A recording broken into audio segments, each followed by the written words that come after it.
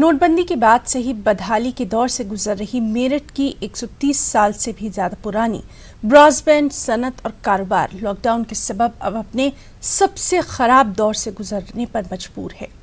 Lockdown के शुरुआती दौर से ही शादी ब्याह और दीगर तकारीब के जश्न पर पाबंदी आयद होने के सबब जहां बैंड बाजे वालों का जरिए माश खत्म होकर रह गया है, वहीं इससे वाबस्ता फूल, हार और बैंड बाजा कारोबार भी बुरी तरह से मुतासिर रहा है। आपको दिखाते हैं हमारे नुमाइंदे तंजीर अंसार की एक खास रिपोर्ट।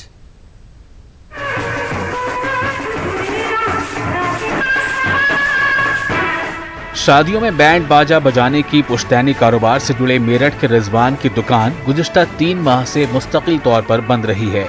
अब जबकि दुकानों को हफ्ते में 3 दिन खोलने की इजाजत मिल गई है, तो रिजवान के पास कोई काम नहीं है। शादियों और पार्टियों में बैंड बाजा बजाकर और सजावट का इंतजाम करके रोजगार हासिल करने वाले रिजवान और इनके जैसे दूसरे हजारों अफराद अब काम न होने से परेशान हैं।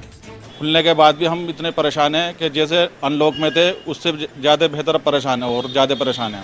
अनलॉक में तो ये लेबर को भी ये था कि लॉक है, खुलने के बाद लेबर अब हमें प्रॉब्लम खड़ी कर रही है, परेशानी कर रही है। खुलना ना खुलना हमारे लिए सब एक सा है, समझ लो हमारे बहुत बर्बादी हो गई। ये अपना मार्च अप्रैल अपना मई तक रहता था अपना, और अभी जून में अपना लास्ट नवमी आने वाली है, लास्ट ये, इसमें भी कुछ प्रोग्राम नहीं है, अपने सब कैंसिल हो गए। जो ऑर्डर दे जाए उन्हीं के पास सप्लाई होता था। अब ऑर्डर नहीं आ रहा है? अब कोई ऑर्डर नहीं आ रहा। अब जब हम बैठे में खाली बैठ के चले जा, मैंने इस वजह से क्या करें। कौन लोग लेने आ रहे हैं सब? ब्याह शादी वाले, मंदिर वाले, जो मतलब जिसको चाहिए वो तो चाहिए ही चाहिए, नहीं लेगा कोई आता ही नहीं अब तो।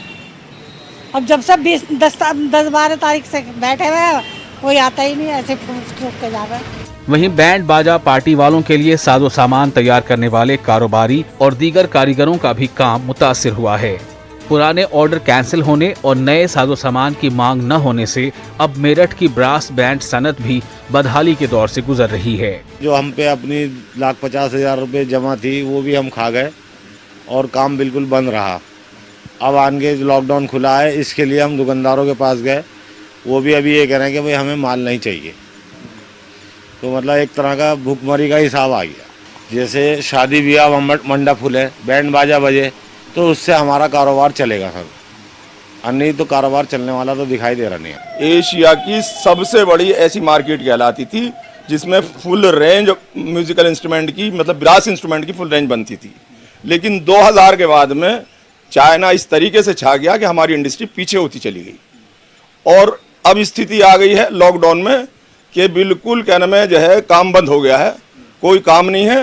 हालात इसके यूं नहीं सुधरेंगे कि इसको कोई एड कहीं गवर्नमेंट की तरफ से नहीं मिल रही, किसी बैंक की तरफ से नहीं मिल रही। नादरली कंपनी यहाँ की सबसे बड़ी फैक्ट्री है, 4 महीने से बंद है, और कारीगरों को उन्होंने पैसा नहीं दिया है, और ये कह दिया कि अभी अगस्त सितंबर में बताएंगे कि हम खोलेंगे या नहीं खोलेंगे। बैंड बाजे का कारोबार जो है वो मेरठ में 100 बरस से भी ज़्यादा पुराना है। ब्रास बैंड खास तौर पर यहाँ पर जो तैयार किया जाता है वो दुनिया भर में इसकी सप्लाई होती थी, पसंद किया जाता था, और ख़ास तौर पर शादी ब्याह में जो बैंड इस्तेमाल होते हैं वो ख़ास तौर पर मेरठ में ही, इसी मार्केट में, जली कोठी मार्केट जो है, यहीं पे तैयार होते थे।